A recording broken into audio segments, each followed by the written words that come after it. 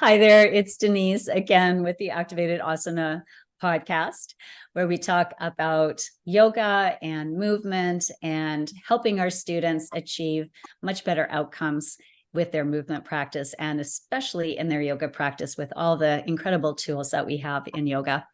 This morning, I'm joined by Susan Brooks. Susan is somebody I met several years ago. My goodness, it might be even 10 years ago at a 3-day yoga intensive. And she was a student and a very keen student there. And we've done a few trainings together now. She's been part of the Apprenticeship Academy. And yeah, like I see her from week to week taking my classes and whatnot. So it's really great to be practicing with you and learning with you the way we do. So Susan, I'll let you tell people a little bit more about who you are and what you do. Like, how do you spend your time? Okay. Well, thanks for having me. Yeah, so I'm a mom of 3 to start. I was a school teacher for 7.5 years and then had the kids. And so I moved towards substitute teaching. And so that's how I spend my, I guess, daytime is being called upon as a substitute, and really enjoy spending time with kids. My primary focus when I became a teacher was a Phys Ed teacher. So I started in the Nellie McClung All Girls program with a active living program. So we didn't call it gym, we called it active living. And that really appealed to me. It was something that I really loved, the idea that it wasn't just about the 5 sports, but we could take it outside the gym to things that I wanted those girls to understand they could do for the rest of their life. And so that's kind of where my real passion for just this active living style of life and teaching really came from. My background in terms of athletics was in dance. And so I was a Highland dancer for many, many years. It took me into my 20s. I traveled with it. I went over to Scotland and down into the States and did Robbie Burns Day shows around Edmonton. So it was a lot of fun. The competitive side of it was always interesting. Was never a champion, but always placed well and was always striving to achieve better. And in that, I mean, that comes with wear and tear to the body, but we practice. Yeah, like just for people who don't know, like, what is Highland dancing like? Could you describe what the action is? It's really something. Dancing comes from Scotland, and it was originally a war dance is what it was. So it was performed by men. So it was very, very strong executed movements. There is a lot of, we call it the support foot. So you're jumping on a supporting foot for 4 counts, sometimes 6 to 8 counts. So it requires a lot of strength to be able to stay in a position that looks like you are not, forcing the jumping, but looking like it's natural.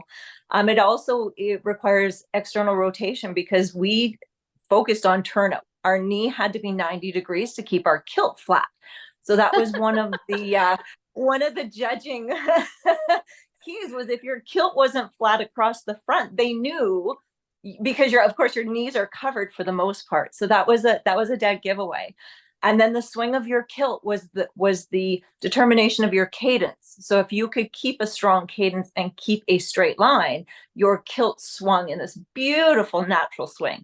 And then you had arm movements to go with it. And then there was also some what they called national dances, which were aimed more towards the female. So they were much more graceful and feminine and gentler and that kind of thing. But and some character dances as well, hornpipe, jig. So again, very strong, stomping, elevated movements. So a lot of fun. So when we talk about the arch of the foot having to, it's really the arch of the foot and the ankle creating a rigid lever for like walking and running, etc. Like you would have had a very rigid lever, right? And you'd literally be bouncing off of this, and not so much bouncing because it was quite a stiff. It was very up, up, up. Am I right? The better you could stay off the ground. That was sort of a key, was up, up, up. That was our cadence. And so that's right. We had to stay elevated on the ball of the foot. It had to be turned out as well.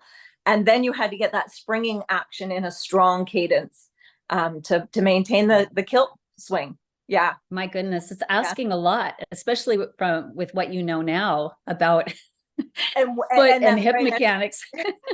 I think we didn't understand all the mechanics of it as youth and children doing it. So now it's really fascinating to look back and go, wow, that all actually had, some bigger things than just being taught dance. Yeah. And what were some of the, like, I'm sure there were like common issues that you would see in Highland dancers? Yeah, a lot of ankle sprains. Turning ankles in the sword dance was very, very common.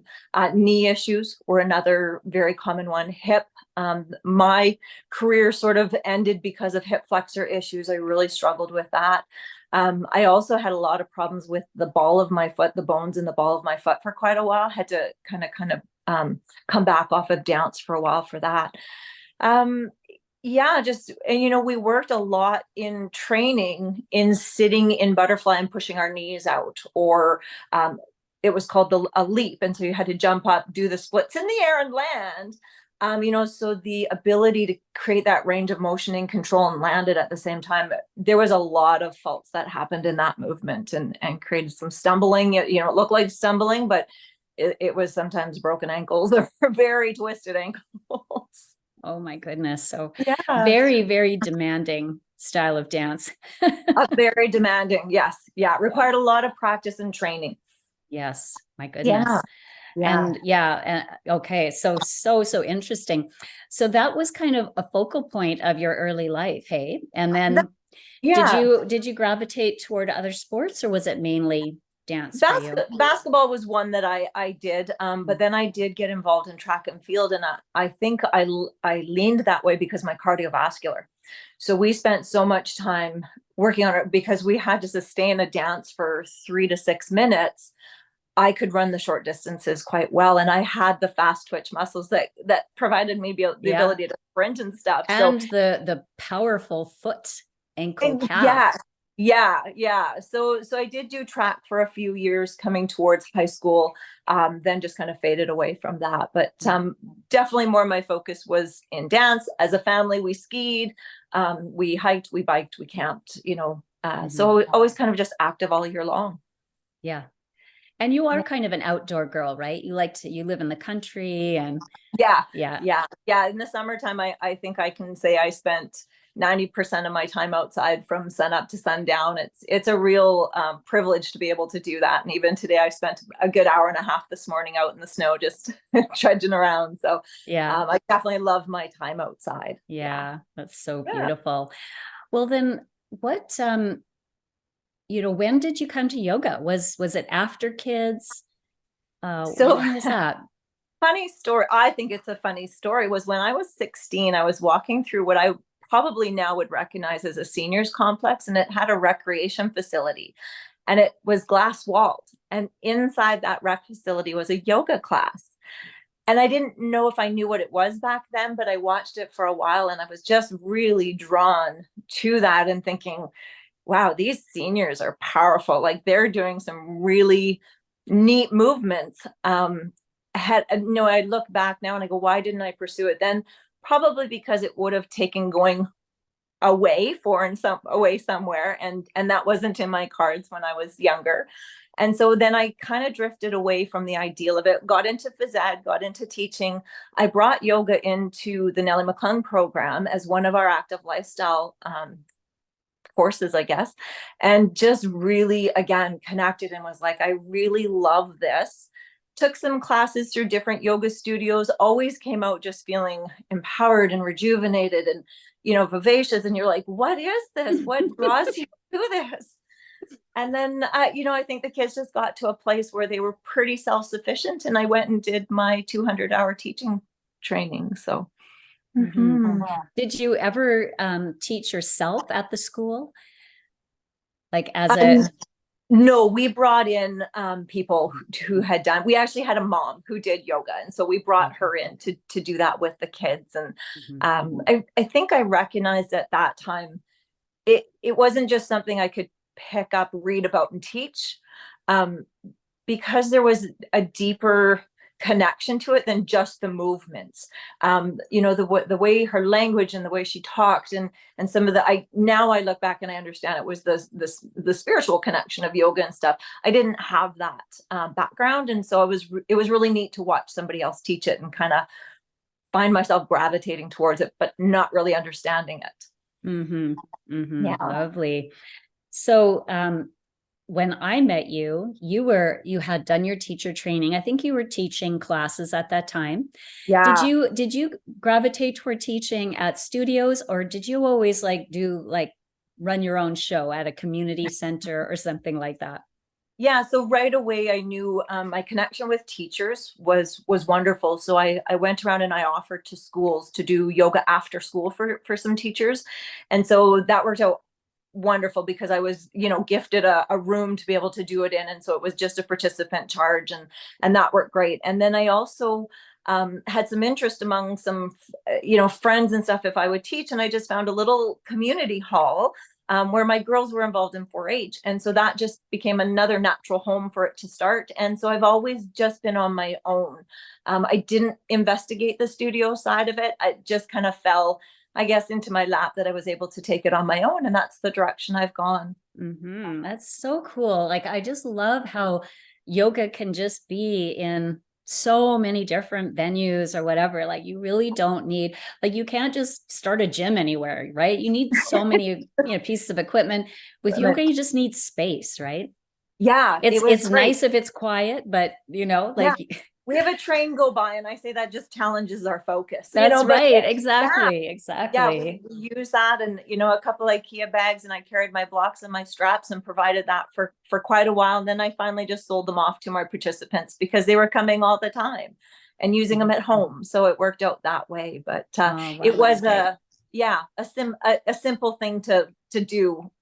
Not easy, but simple in some senses when you look at it. So yeah. Did you feel like once you understood, I guess the 8 limbs and pranayama and some of the other techniques that maybe weren't quite as easy for you to grasp? So I would have assumed asana would be a little bit more accessible, easy to understand for you, like the mechanics. But once you grasped onto the other aspects of yoga that you would ordinarily weave into a class, were there barriers for you to actually go from being a school teacher to teaching yoga?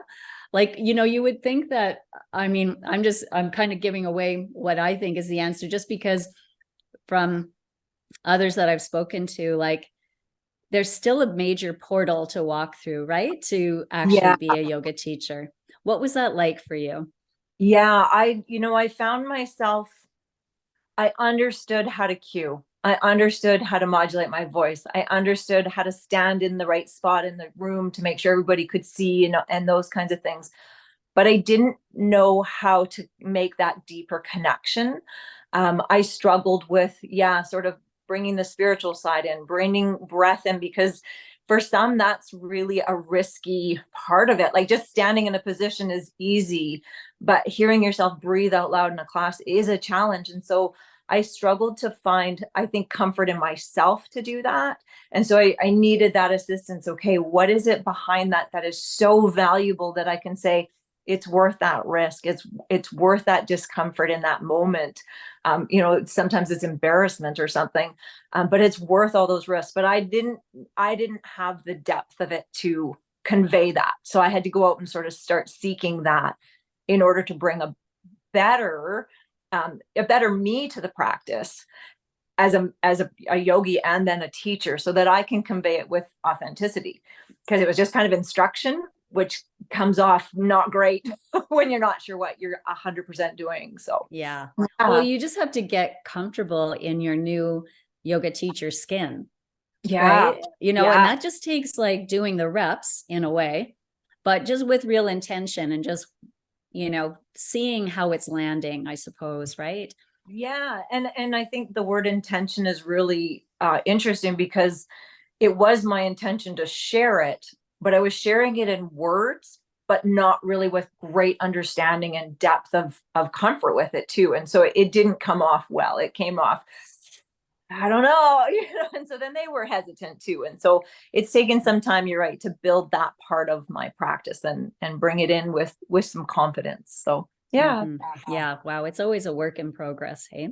It is. So Yeah. I can remember meeting you for that first 3-day intensive that we did together, and you were like, I haven't said this to you before, maybe, but you were just like one of the students that I remembered from that experience, because and I think you stayed in touch with me a bit after that too, because you were so curious. You had so many good questions, and you were able to like get right to the heart of the matter. Like you knew, you understood enough about, the like anatomy and different like movement principles and everything that I was teaching, that you had context for it, and you were able to ask really good questions. I always remember that about you.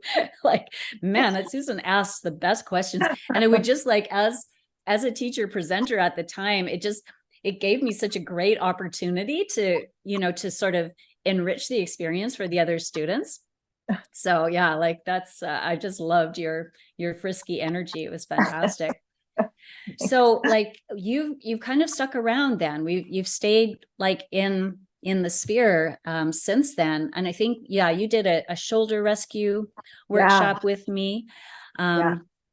And with Balasana, did you do Balasana with I me too? didn't do, no, Oh, no, I okay. followed the videos on the website, but yeah, no, I Right. didn't do the course. Yeah. Yeah. So it's just that, you to this day show up to yoga practice with your ball.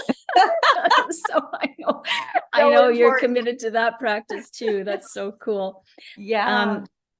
So, you have taken other trainings. Do you want to just tell me a little bit about some of the other trainings you did after your 200-hour training?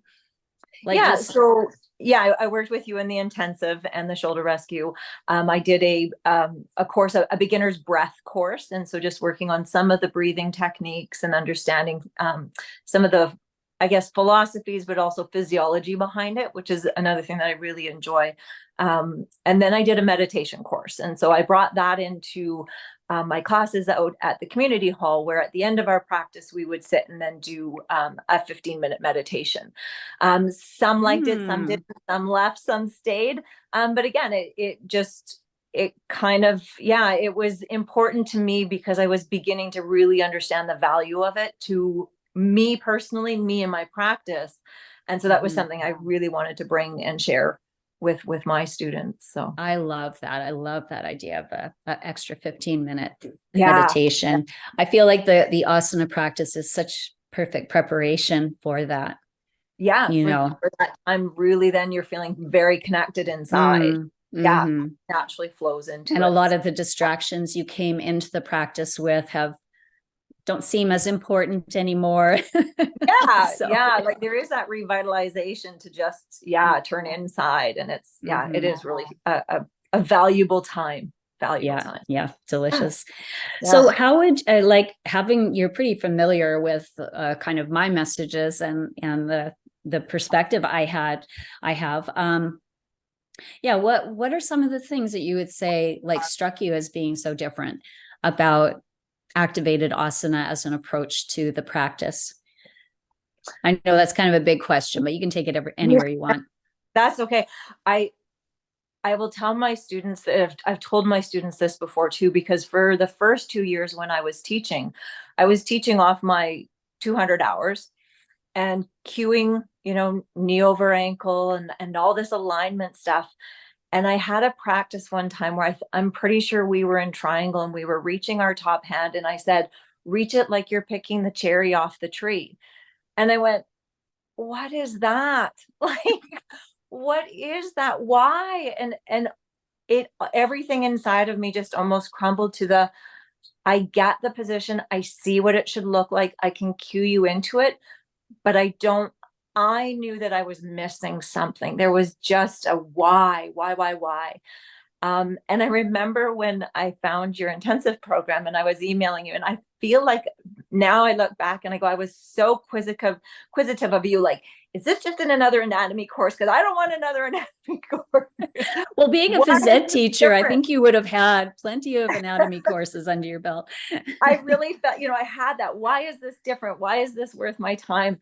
And it 90 degrees changed how I taught, because then I could feel what those positions were about.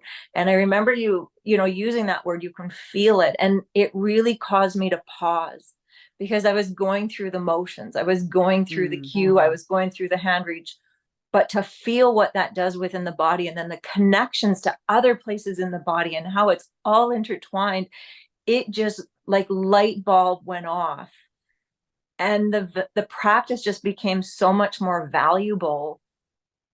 It blew my mind. And so from there, when I started taking that into my classes and stuff, all of a sudden they're like, why is this so challenging? And it's because we actually are thinking beyond just, reach here, put your foot here, do this, do that. But okay, now find that connection.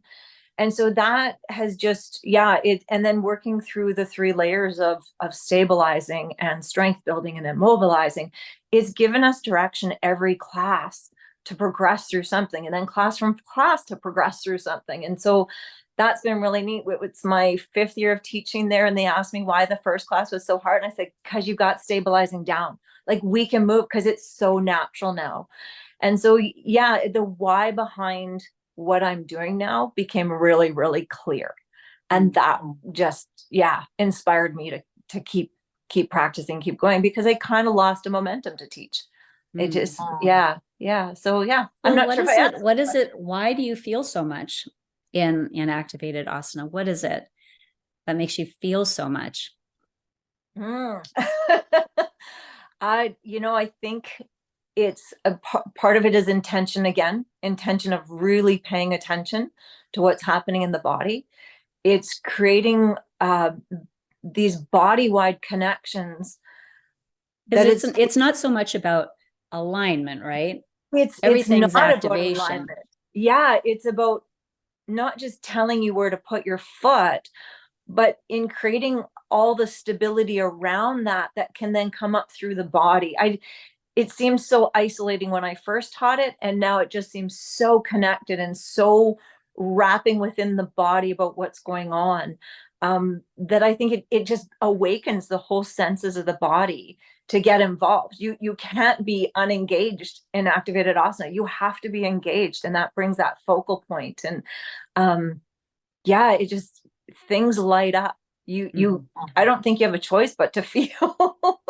Well, yeah. And I mean, like, it's always fun because, like, it's fun for me because there are so many people who have a pretty strong anatomy background that come to activated asana, and they kind of have an experience like you had, where it just changed the way you think about it altogether, because we're not really focusing on origins and insertions like you would have had to in a Phys Ed program, or like in a massage therapy college or something like that, where origin, insertion, action, innervation, you're learning that for, how many 100 muscles. But, we're actually dealing with the fascial lines. And it's really the fascia and the fascial lines that are so sensitive, right? Yeah, so we get that feeling experience from it. Yeah, fascia for me was that peel it away and let's get to the muscle. That's all it was ever in the courses I took. So hearing the word, I didn't understand the importance or the integration into the body of what it does. And now I find when I'm talking to people, or I'm, somebody will ask me, how do I deal with this, or how do I deal with that? And what muscle don't worry about the muscle. Think about the connections of all, I talk about the wrapping of the joints, and I still use my mop head to show, it's so important that we get it all connected and all alive and awakened. That's kind of been the real big takeaway. Yeah. And like both of us, we would have been taught ourselves to sort of go after weak muscles, and that's important. But you have to think of muscles like as a kinetic chain, or as a continuity through the body, right? So to this day, Yoga teachers will want help, with a particular student, and hardly anybody recognizes the degree of disconnection within the body. Like, it's so interesting. You can practice yoga for 20 years and never actually connect the body as a wholeness. As a wholeness, yeah. Yeah, because you're always thinking and aligning sort of one joint at a time, or one piece at a time. And it's very hard to get there. It's very hard to get that sense of continuity and wholeness if you are thinking that way or cueing that way. Exactly. And I've worked with some ringette teams, and they spend a lot of time, just talking about, the quad muscles, get the quad. And I think, but you're missing the bigger picture of, it starts at the top of the head to be able to, have a strong back body, to have strong hip flexion, to have strong, and so when I did some yoga for them, they were so blown away how hard it was. Because again, I wasn't asking them just to contract a muscle or just flex or it was like, hey, let's wrap the whole body. If you were in this position on the rink, everything has to also participate, but they had never thought of it that way. And so, it's a shift. It's a flip of, how to train or how to think about, getting the body strong it's all of it. I'm always so curious when teachers that have trained with me, they go to teach like hockey teams or ringette or whatever it might be, like sports teams, because the sports team think they're having this yoga class for stretching. Yes. And and then it's not about stretching, right? Yeah. And I do find they're absolutely blown away with how hard it is.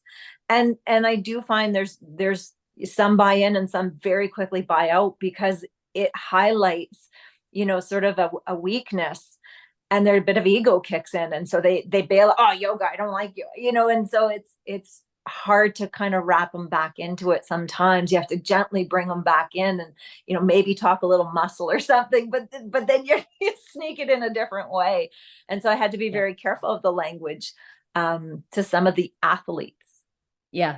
Yeah, but they're actually, like, athletes can be so fun to teach because they're so committed to their outcomes. Right. And that's so much fun. Like they're more purposeful, I suppose, Yeah, they're directed. Yeah. They're so much fun.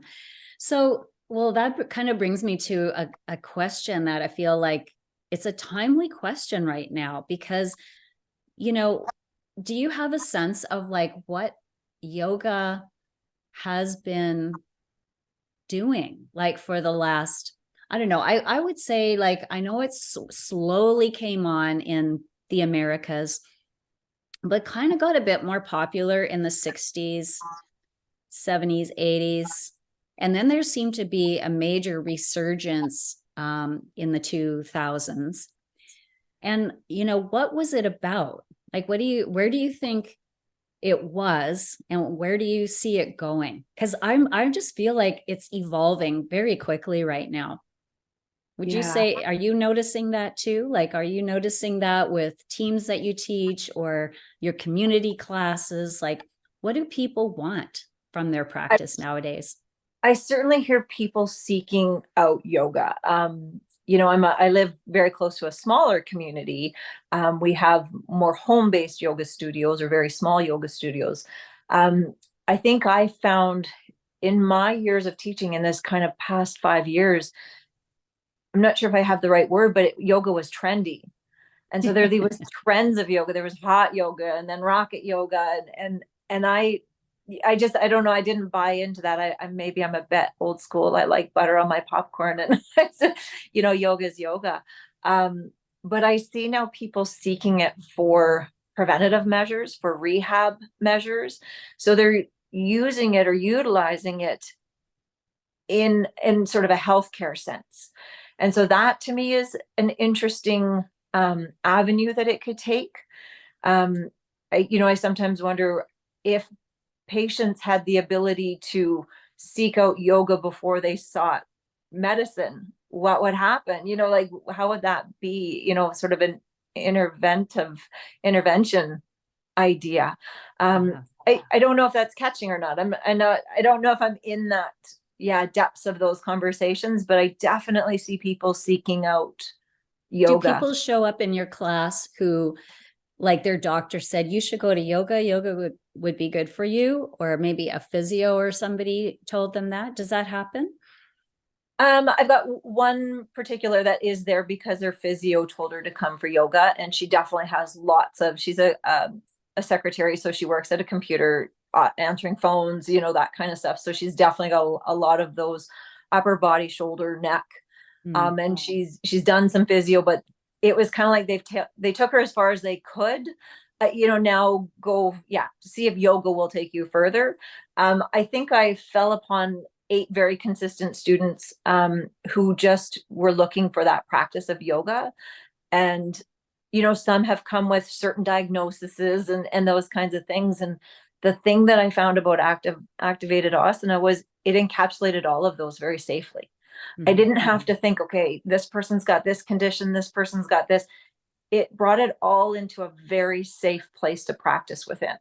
And that has really helped keep the continuity in the classroom. I can still individualize, I can still add props or, scale my cueing up and down, but it all still is beneficial to all the conditions. Yeah, I'm just hearing you saying a few minutes ago that your athletes were amazed at how hard it is, but it's still scalable to people who are working through an injury or something like that. Sure. Yeah. Or so it kind of works for anybody, right? And why would you say that is? I think there's a fundamental accessibility that our body is built to do these things. We just didn't know it or we haven't accessed it well.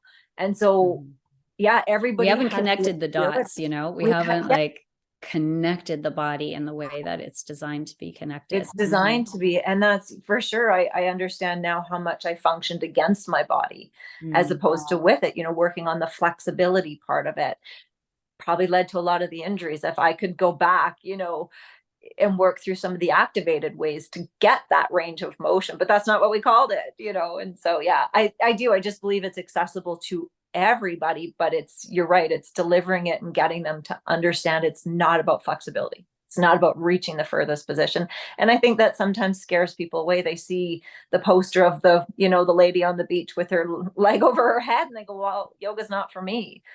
There's a misperception of what it can be. Yeah.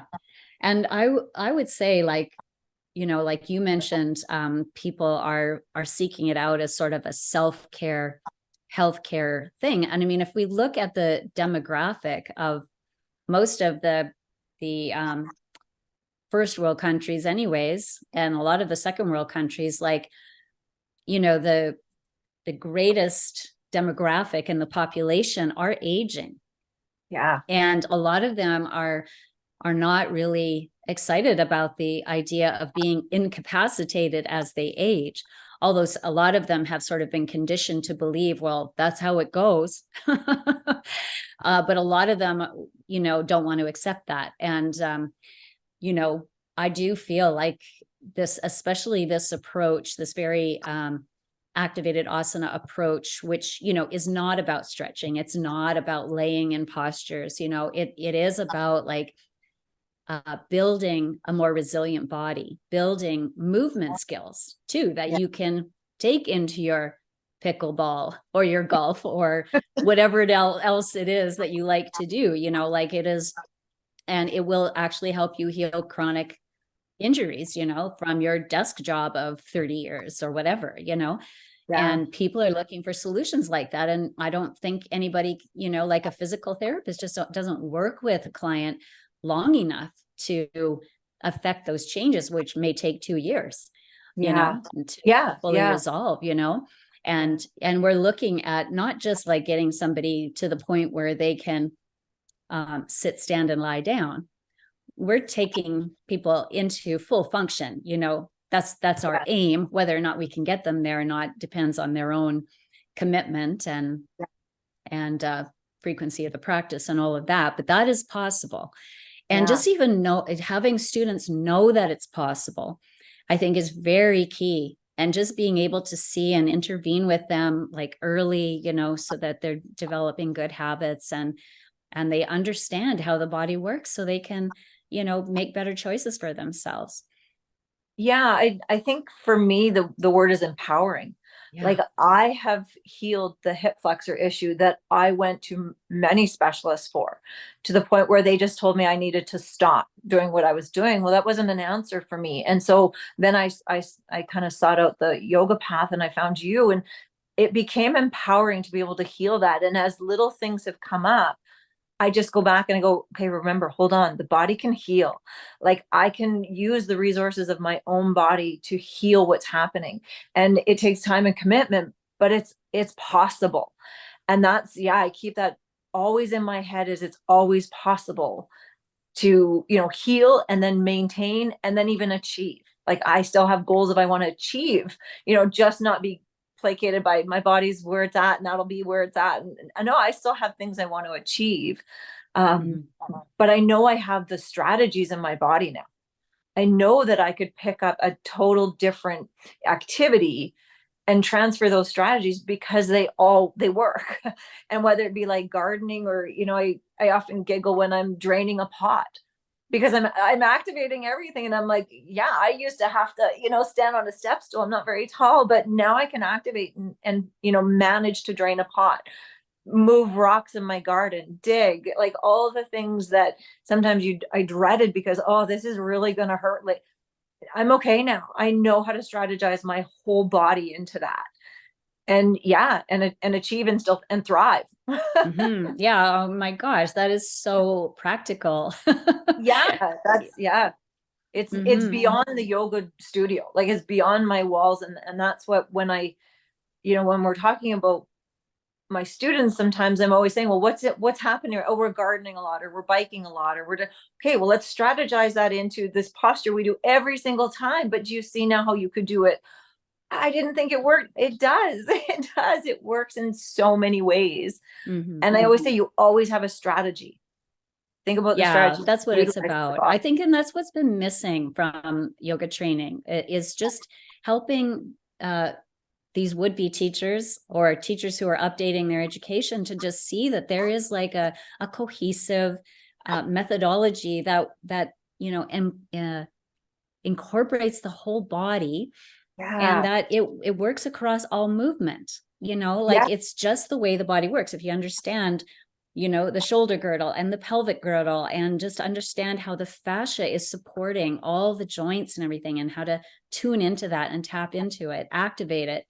You're creating a more sensitive body initially, and then you build on that by creating more tissue resilience. And like I say, I'm looking into like the flow of electrons through the body that we create when we tension the fascia and all of that too. So I know that's all involved in the healing adaptation process. It's very exciting. Like, we've known for a long time that we're polarizing our proteins and all of that, but I know there's another level to it yet. So it's so exciting to continue you always to look into inspire it. me to that next level. I think I got it all, and I'm like, oh, she's on to something new. Yeah. Yeah. Yeah. And I'm so learning. excited because I think you've met Renata before in class. So she's a body talk practitioner. Yeah. And she's been having some really powerful experiences in the activated asana practice too, where she's very much like, of course, she's an empath, so things come into her. She's constantly picking things up, and she works with a lot of people, working them through their trauma experiences and stuff like that. But it's helping her ground so much more firmly in what is hers and recognize what is not hers. Oh, wow. So there's like this thing you talk about, like it just makes you feel more. Yeah, you're feeling into your own like reality and what's real for you. And then you can recognize when things are like imposed on you, or, we're constantly bombarded with messages and images, and, that can trigger us emotionally. And when you're emotionally triggered, you're not as cognizant of, well, that's not part of me. That is not me. Those are not my thoughts, so it's there's this other energetic piece too of helping you stay grounded within yourself, recognizing Right. your own experience within yourself, your own reality that is and not letting yourself be imposed on from the outside. So that's another layer we're investigating. Yeah. So So fascinating. Yeah. mhm. And I Yeah. think sometimes you leave with a feeling and you don't know what it is. And that could be it. Yeah. Yeah. Yes.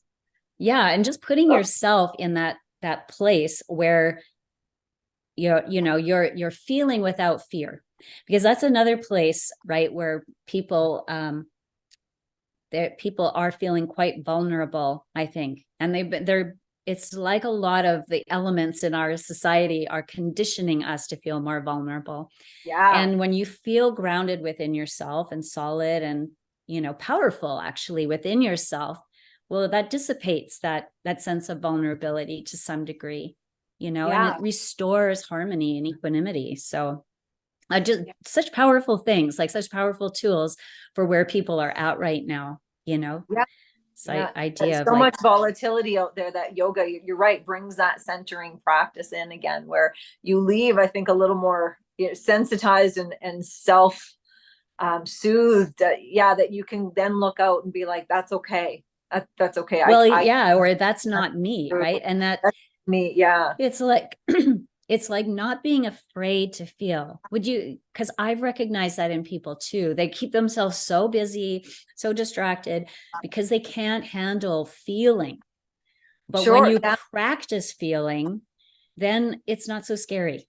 Not so scary. You feel your body, you feel grounded. It's not it's different than emotion. Yeah. It's building some resilience and tolerance to discomfort. And it's okay. Yeah. It's like exposure therapy in a way. Yeah. Right.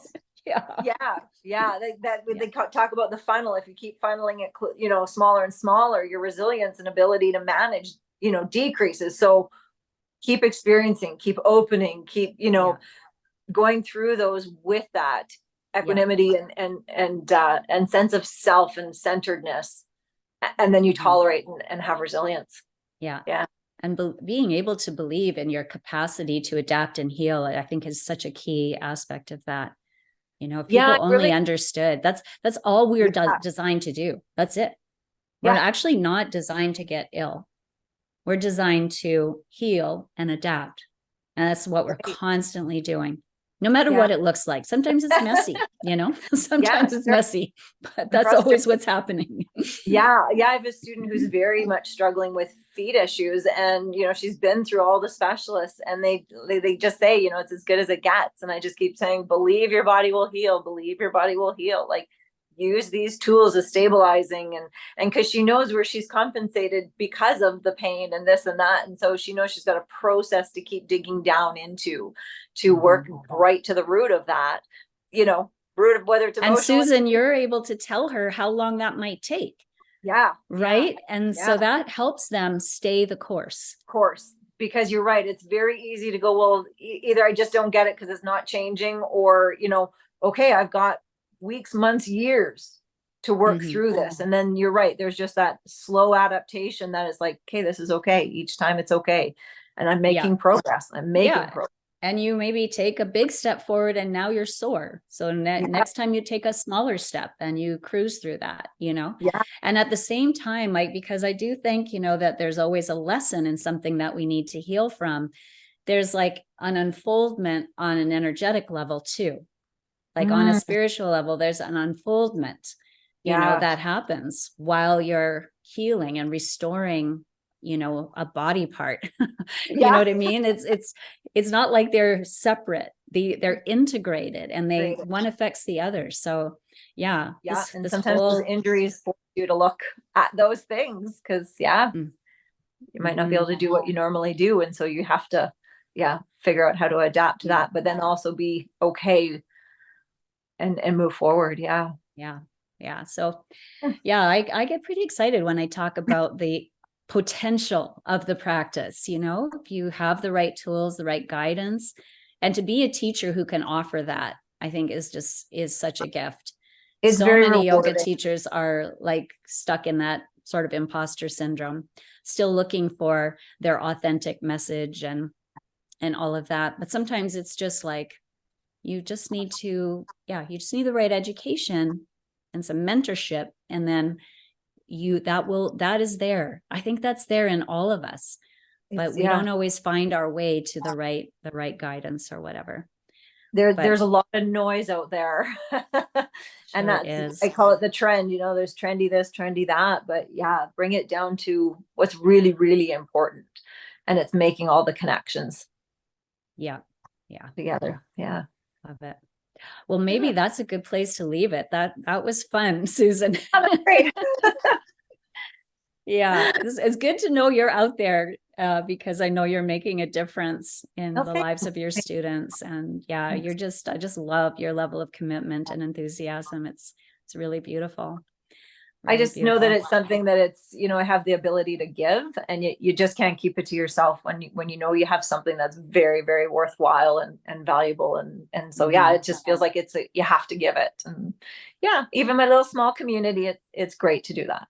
Yeah. And, they end up sharing what they're learning from you, probably with family members and friends. Right. Yeah. Because you're teaching them real things. Things they can feel, so then they can understand. Yeah. And then, move forward. Yeah. That's so cool. All right, my dear. Well, I will see you in class. Yeah. And thank you so much for, being here with me during this time. This is just really great. I appreciate it so much. Thank you so much for sharing your story. And take care of yourself. Okay. Great. Bye, Susan. Hi there, Denise here. I hope you enjoyed that discussion. And if so, please like the video and subscribe to the channel so you can see the next one. And hey, if you're interested in learning more about what I do, I invite you to my free community called the Yoga Teachers Lounge. You can join that in the link below. And hey, if you want to work more closely with me and become an Activated Asana teacher, then head over to my website and fill out an application. Hope you enjoyed, and I hope to see you on the next video. Bye for now, everyone.